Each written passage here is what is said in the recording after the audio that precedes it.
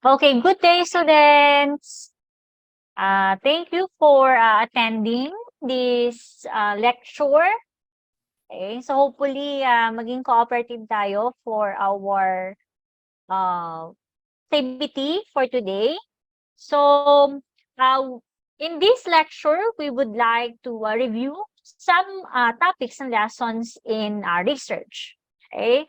So, I think naman kayang-kaya nyo itong sagutin, di ba? Because you already have your research subjects during your high school as well as research courses in psychology. Okay? So our topic for today is Introduction to Research Methods.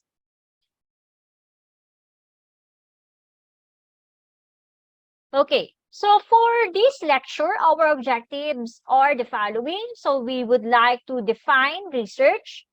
Number 2 is to explain the nature of research in the social sciences. And 3, understand the importance of Lipat research. mo sa headset para mawala.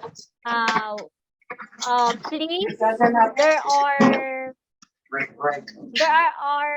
students na open ang microphone. Can you please turn off your microphone to lessen the background noises?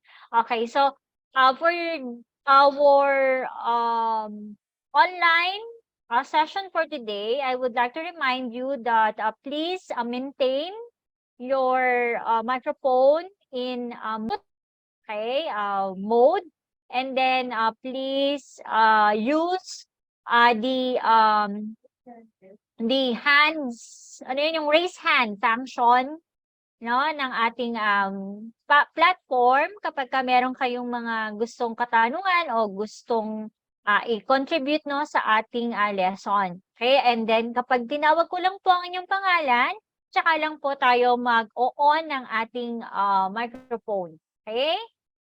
You are not required not to open your camera, but please cooperate with our lecture for today. Okay? So, remind lang po. Na? So, as I was saying, the objectives of our lecture for today, so nandun na tayo sa number 4, which is to know the good characteristics of research and then list some hindrances to scientific inquiry, then review the scientific method. We will try kung makukuha pa natin yung overview ng classifications of research. Okay? Kasi medyo mahaba yon. Okay? So, another one is that research is empirical. So, when we say empirical, it needs evidences. Okay?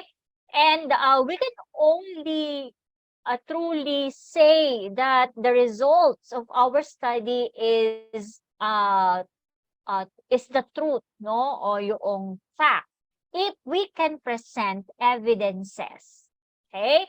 At wala din naman tayong magiging basis ng ating analysis if wala tayong nag-gather na data, because in research, no, the very evidence na pwede natin i-present ay yung mismong na-gather natin ng mga data. Okay? So next one is that research is a critical investigation. So, why do we say that it is critical? Ano ba yung sinasabi natin critical?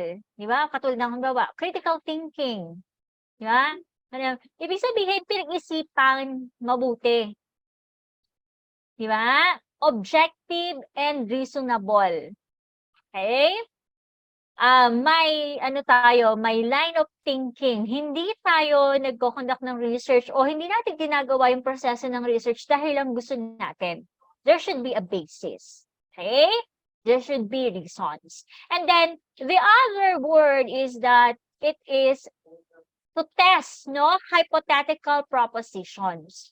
So, especially kapag tayo ay doing quantitative research, di ba meron tayong hypothesis. And those hypotheses guides us, di ba? Those hypotheses guide us in doing, no, our research in tayo yung gina-guide niya tayo kung ano bang klaseng analysis ang dapat nating gawin dito sa ating research. Ano bang klaseng data ang dapat nating makuha sa ating research. Okay?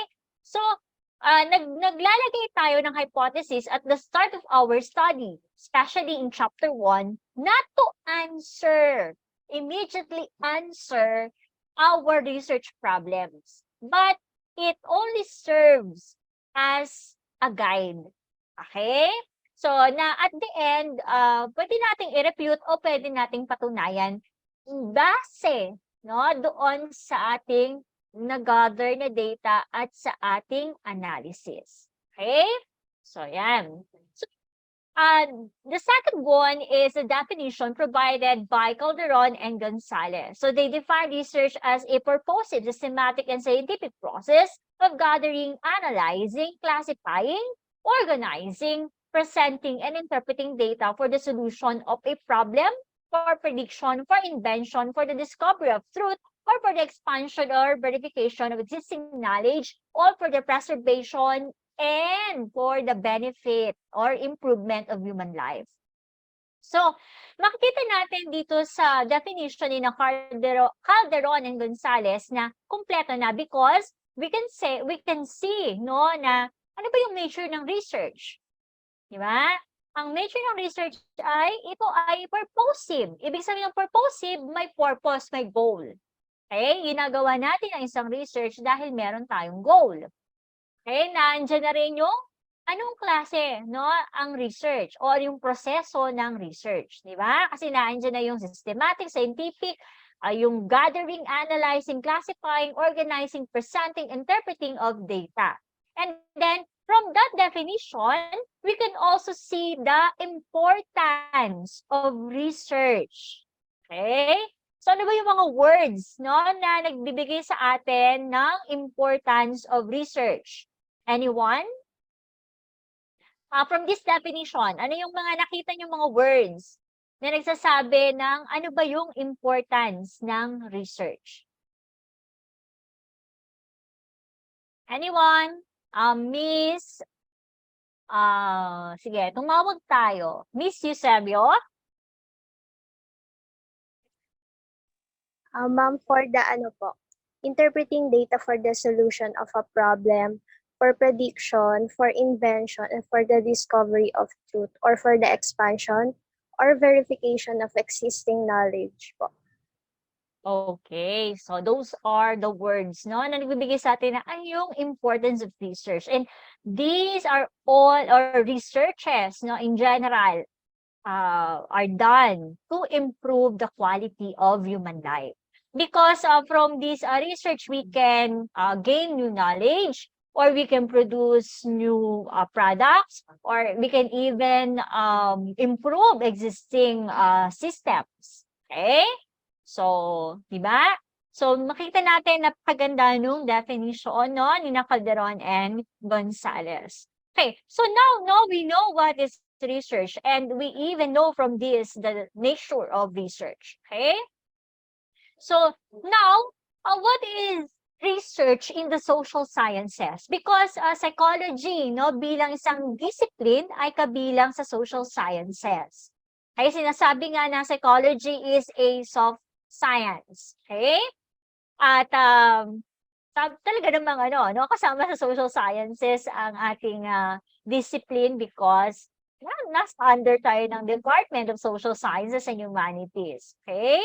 And bilang soft science ay dahil no, ang psychology ay more involved in dealing with human beings. Okay? At yun din naman, no, okay, sige. So, yun din naman, no, yung nature, no, ng psychology na mostly our studies, our activities, no, involves human beings. Okay? O, kung may iba pa man tayong mga participants, pwede rin yung mga animals. Okay? But mainly, involves our activities involves human beings. Okay? So, bilang isang social science research ay we focus more on groups, no? O kaya pwede rin namang individuals. Pwedeng mag-conduct kayo ng research na ang focus nyo lang ay, kunwari, kung case study yan, no? Di ba? Na cases, halimbawa, ng, kunwari, rare mental health condition, di ba? So, pwedeng isang tao lang o dalawang tao, di ba? Okay? Pero, halimbawa naman, katulad ng ating mga quantitative researches, like for example, you have your comparative researches and correlational studies, no? That we usually involve groups of individuals. Okay? Or human groups. Okay? So, yan. So, usually, ang ating mga focus, no, ng mga topics ng ating research ay perception, attitude, personality, skills, no, methods of teaching, evaluation, performance, ano pa, di ba? So, academic performance, no, motivation, okay? So, yun yung usually na mga topics natin in our discipline. Okay? Kaya lang, ito lang yung mga common, di ba? Kasi ngayon may mga bago na rin tayong mga topics, no, na naririnig in our discipline like psych-ache, no? So, yung mga ganon. So, psychological well-being, okay, burnout, yan. Although, madami na rin mga researches, no, in that topic. Okay? So,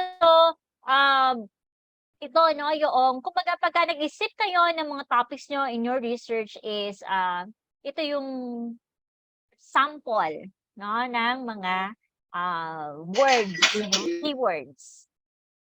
Okay, so why do we need research? Okay, so we need research, di ba? Sabi nga kanina doon, sa ating definition is because it is for the improvement of human life. Okay? So, we want, no, to improve the human life is we want to discover new things, new facts, no? Kasi baka may mga phenomena, so kunwari, siguro yung mga Miss Tutor, Miss Tutor, ayan. So, kunwari sa SP, napakadami pang mga konsepto na hindi pa well research, di ba? So, baka meron pa tayong ma-discover na mga bagong bagay. Diba? Sa Psikolohiyang Pilipino. Napaka-unti pa, no, ng ating mga researches dyan. And the second one is to find answers to problems. Di ba? Yung mga problems, pwedeng itong bagong mga problem. O kaya naman, pwede rin mga existing problems na hanggang ngayon, no, ay hindi pa rin nasosolve. So, we can conduct researches para mayroong basis ng solution. Okay? The third one is to improve existing techniques and develop new instruments or products. So, baka iniisip niyo na dahil kayo ay nasa psychology, walang products ang ating mga researches. Hindi po.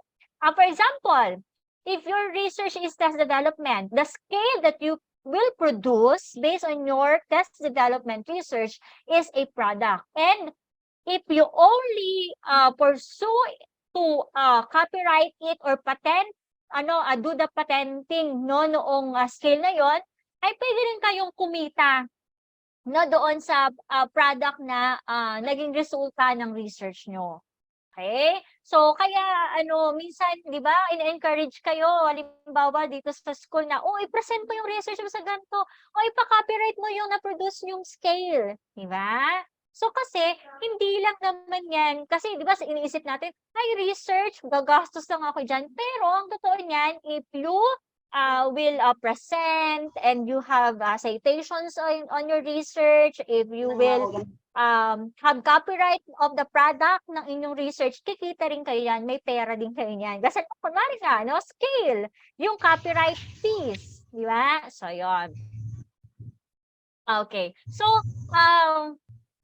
our time is limited sa ating discussion for today. So, I will just end my discussion, no, dito sa ating importance of our research or why do we need our research. So, your assignment, no, is to, for at least, no, dun sa ating na tackle na maikling overview ng research is So I want you to form your own research group.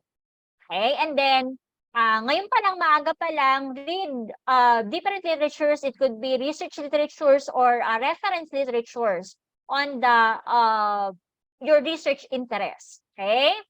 So, yun. Dun muna. Wag muna tayo dun sa brainstorming. Okay? Pag natapos na natin yung whole discussion, dun kayo mag-start ng brainstorming to come up with your research problems. So, sa ngayon, ang inyong assignment muna is to form your own research group and read literatures. Okay? So, may mga questions po ba, students? Yes, ma'am. Yes po.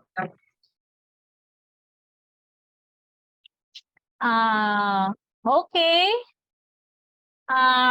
Miss Tutor, do you have a question? I think you are asking a question kanina. Good evening po, ma'am. May isang question lang po ako and a reaction po sana regarding po sa topic na diniscuss po natin. Yung sa question po, ma'am, is though it is still early po para masabi na may knowledge na po talaga ako sa research, but I am wondering po sana, ma'am, if paano po kaya natin malalaman if a research is good or a research is bad po?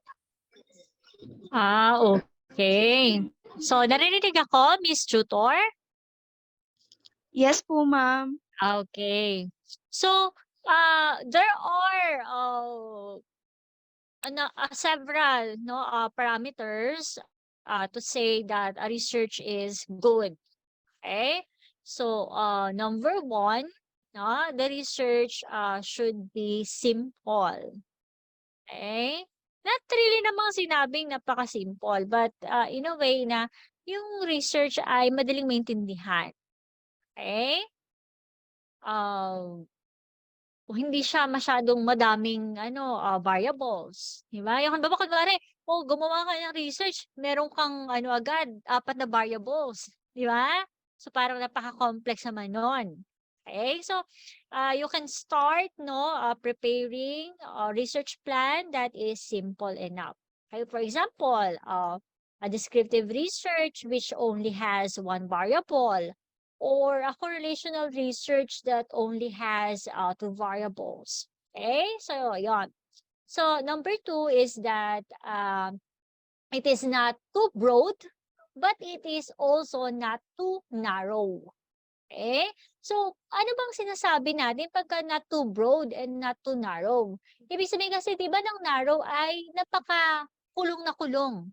Okay? Ibig sabihin, hindi naman siya dapat na napaka-specific na specific lang. Okay? Kasi minsan, pag sobrang specific ng ating research is, nahihirapan tayong, kunwari, one is, maaring maghanap ng ang mga participants for our study. Okay? Dahil napakadaming limitations o napakadaming pagsasala na kailangang gawin. Okay? Dahil nga napaka-specific nito. Another, on the side naman ng broad, okay? On the side of broad ay, ibig sabihin naman ay napaka-general nung research, okay? Or yung iyong variables or topic ng research mo ay napaka-general. Okay? For example, your research is performance in general. Okay? Pero, hindi rin siya masyadong magandang gawin na research kasi kapag napaka-general ng iyong variable, performance ang nilagay mo, ay madaming papasok doon. Ibig sabihin, in your study, kahit sabihin natin na meron ka lang isang variable, pero napaka-general ng variable na to, ay pwedeng maglaban pa rin ito ng madaming sub-variables. Because when we are talking about performance, there are a lot of type or kinds of performance, di ba? We can talk about academic performance, we can talk about work performance, we can talk about yung mga personal, na mga, kunwari, social performance mo. Di ba? So, kaya naman, kapag maganda, isang good characteristic ng research ay it should be not too broad, not too narrow. Okay? So, yun po. Another good characteristic of a research is it is easy to replicate. What do we mean by it is easy to replicate? Diba? Ibig sabihin, kayang-kaya itong ulitin no ng another researcher. Halimbawa, may another researcher that who is interested no to conduct your research, the same research na ginawa mo to verify your results. Okay? He or she wants to conduct it in another group of individuals. Diba? So, madaling sundan kung ano yung mga ginawa mong proseso sa iyong research, no? Ano yung mga ginamit mong research method, research design, yung mga instruments mo. Okay? So, madali siya, madali yung proseso at madali siyang maintindihan. Okay? So, that's replication. Diba? So, another good example characteristic. Well, anyway, bakit nga ba ako nag-aano dito? No? Well, kasama yan no sa ating supposed to be yung next discussion natin, no, the characteristics of research kasi there are several characteristics of research. So ayan, eto, i-flash ko na rin sa inyo, di ba? Ano yung characteristics ng good research? Okay? So ayan, makikita niyo diyan. Well, pag inisa-isa natin yan ngayon ay matatagalan tayo. Pero in our next topic, no, ay yun ang ating itutuloy no na pag-usapan, di ba? So anyway, no, another one important part no ng being good research is yung originality. Pero paano natin sasabing original? Ma'am, paano po yun? Halimbawa, gusto kong research is burnout. Pero paano ko masasabing original? Ito ay napakadami namang researches na tungkol sa burnout. Okay? So, how can a research still be original even though napakadami ng researches dito? Ito ay nakabase sa'yo bilang researcher kung paano mo i-design to, sinong participants mo, di ba? Ano yung generation? Anong unique characteristics ng participants mo? Anong unique aspect of the variable na burnout ang gusto mong i-investigate in your study? Okay? Saang lugar mo ito i-conduct? Diba? Na maaaring ito ay hindi pa nasakop ng ibang pag-aaral. Okay? Diba? So, yun yung mga pwede mong baguhin. Na kahit na ang dami ng researches sa variable na to, pero siya pa rin ay masasabing original. Okay? Original work. And another one sa aspect ng originality, syempre, hindi ka manggagaya o hindi ka magpa-plagiarize, hindi ka yung magpa-fabricate ng information na talagang yung iyong research, yung result ng iyong research ay talagang nag-gather ka ng data. Okay? So, yun po. So, napakadami, no, or there are several characteristics of a good research. But anyway, we will continue the discussion sa ibang pagkakataon. Yung mga nabanggit natin sa ngayon ay, those are just some of the characteristics of a good research. Okay? So, I hope na-answer ko po ang inyong tanong, Ms. Tutor. Yes po, ma'am. Thank you so much po for the additional information po. Yes. How about the other one? Parang meron ka, sabi mo, tanong, tapos meron pang, ano yun? Isang side, no? A comment ba? Or review? Feedback? Sa ating discussion? Parang may ganong side. Sayo. Maybe ano lang po siguro, ma'am, yung opinion ko po sa research and how it helped po ngayon na pandemic po, since 'di ba dati po ma'am hirap po tayo sa pag-cope po ng yung transition po natin from face to face to online class, and research really helped po kasi doon po natin nalaman na paano natin mai-improve yung setup po natin ngayon na online class po, ma'am. Like some of the researchers po, ma'am, nag-conduct po sila ng surveys kung paano ba yung yung ano ma'am, paano nakatulong or paano ba matutulungan yung mga student ngayon na mag-transition nga po from face to face to Online. online class po. Yes po. Yes, oo, no? Buti na lang, siguro meron na ba tayong ilang researches about online? Siguro mga at least 5 researches, no? About online. At least, from that, no, ay nag-a-adjust din kayo, mga students, and kami din, no, mga instructors, no?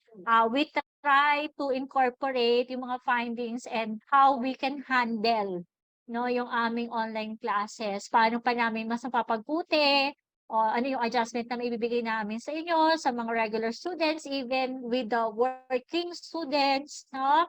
So, it's really good. Okay? Siguro next time, kasi di ba mag-face-to-face naman tayo, ngayon naman siguro ang next nating research topic is, transitioning naman from online to face-to-face, no? Kasi ano ba yung needs ngayon naman ng mga students na nanggaling sila online, no, ng mode of teaching and learning, and then magbabalik, no, sa face-to-face setup, or yung tinatawag natin na ano ba yon, yung classroom setup, no? So yon, tingnan natin. Kayo, gusto yung mag-research dyan sa aspect na yan. Okay? So, thank you so much po sa inyong active participation, no, sa ating discussion for today. And hopefully, you were able to review or learn new things, no, from this discussion. Huwag po nating kalimutan ang ating homework. Okay? So, thank you so much, students. Thank you, thank you. Salamat po. Thank you, ma'am. Thank you, ma'am. Thank you po, ma'am. Thank you, ma'am. Welcome. Thank you din.